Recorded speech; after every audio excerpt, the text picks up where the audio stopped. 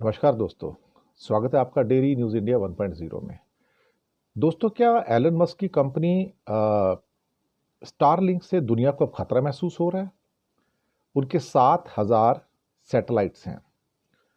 क्या अमेरिका के साथ जो इलॉन मस्क के संबंध हैं, जिसमें अमेरिका की मिलिट्री इंटेलिजेंस और CIA और बाकी जो इंटेलिजेंस एजेंसीज हैं, उनका जो क्लोज लिंक है, क्या हम ये समझें कि स्टारलिंक आधा इलॉन मस्क का है और आधा गवर्नमेंट ऑफ अमेरिका का है?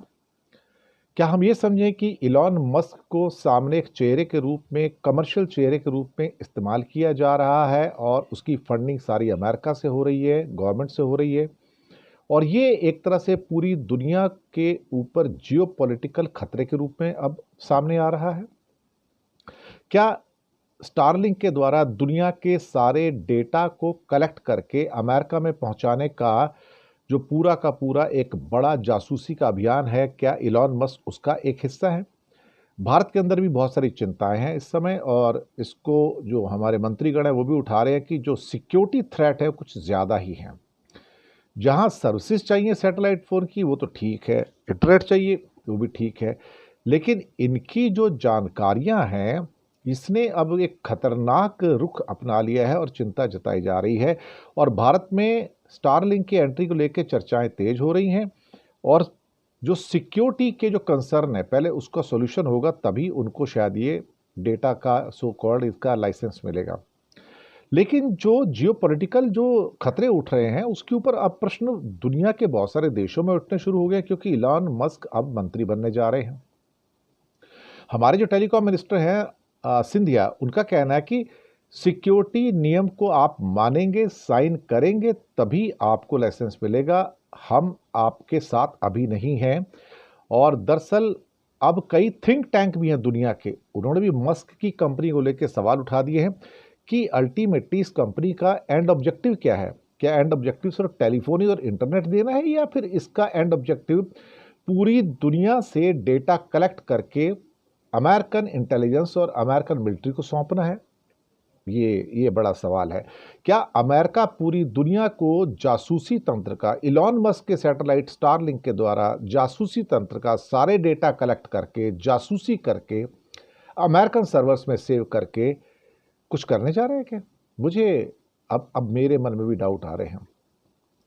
कई थिंक टैंक कहते हैं कि ये ड्यूल यूज वाली टेक्निक है, यानी कि जहां एक साइड में लोगों का भला करती है, वह दूसरी साइड में अमेरिका की जो मिलिट्री और इंटेलिजेंस एजेंसियां हैं वो इसका इस्तेमाल, उनका एक कॉन्ट्रैक्ट है एलॉन मस्क के साथ, उसके तहत, एक कॉन्ट्रैक्ट के तहत सैकड़ों जासूसी उपग्रह स्पेस एक्स बना रहा है। जासूसी उपग्रह, जी हाँ, ये नया एंगल नहीं है, पुराना एंगल है। स्पेस एक्स किसकी एजेंसी है? ये डेफिनेटली सबको पता है कि इलॉन मस्क की है, लेकिन वो यूनाइटेड स्टेट्स इंटेलिजेंस एजेंसी के साथ मिलकर सैकड़ों स्पाइंग सैटेलाइट भी बना रहा है। इसका मतलब है कि जो आपके सामने आपको दिखाया जा रहा है कि ये शायद कुल मिला के लोगों को एक सर्विस प्रोवाइड की जाएगी, लेकिन उसके पीछे का जो लिंकेजेस हैं, जो स्टारलिंक के 7,000 सैटेलाइट अभी हैं, जो बढ़कर 2 साल में 12,000 हो जाएंगे, इनके जो लिंकेजेस हैं, जो खुफिया एजेंसी के जो सारे के सारे अमेरिका के जो सैटेलाइट्स हैं उसके साथ जो है, उसका क्या है अल्टीमेटली, उसके बारे में क्या कहा जाएगा? तो इसका मतलब ये है कि स्टारलिंक सैटेलाइट संपर्क के यूटिलिटी को लेके एक बड़ा विवाद खड़ा हो गया पूरी दुनिया के अंदर। और अमेरिका में खास तौर से मस्क की कंपनी और अमेरिका की इंटेलिजेंस एजेंसी के बीच में जो एग्रीमेंट हुए हैं, वो एग्रीमेंट क्या है, वो भी जनता के सामने आने चाहिए, लेकिन वो नहीं आ रहे हैं।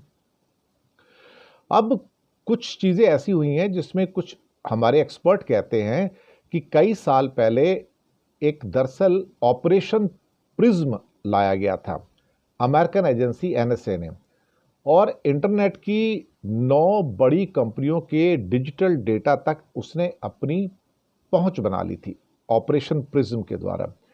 इससे इस एजेंसी के लिए, कई यूजर्स के लिए, दुनिया के करोड़ों अरबों यूजर्स के ईमेल, तस्वीरें, कम्युनिकेशन, डेटा, उन तक पहुंचना बिल्कुल आसान हो गया है।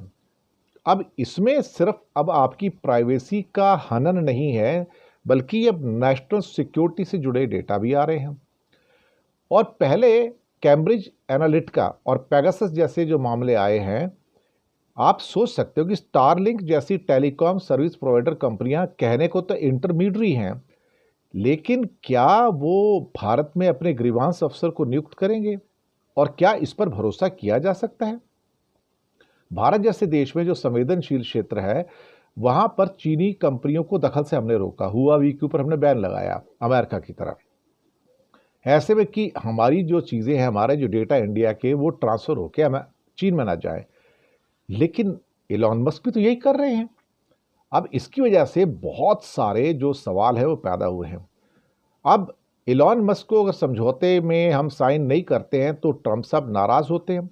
अभी तो रिश्ते अच्छे हैं और वो उसको ग्रेट इलॉन मस्क बोलते हैं, क्योंकि वो शायद उनके खुफिया तंत्र को सपोर्ट कर रहे हैं।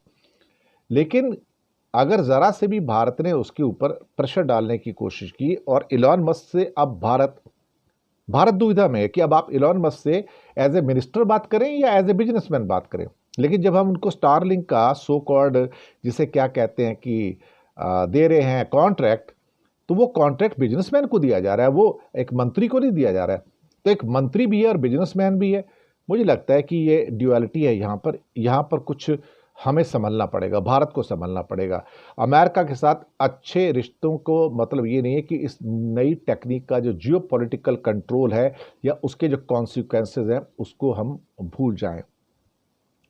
अब पता नहीं क्या होगा।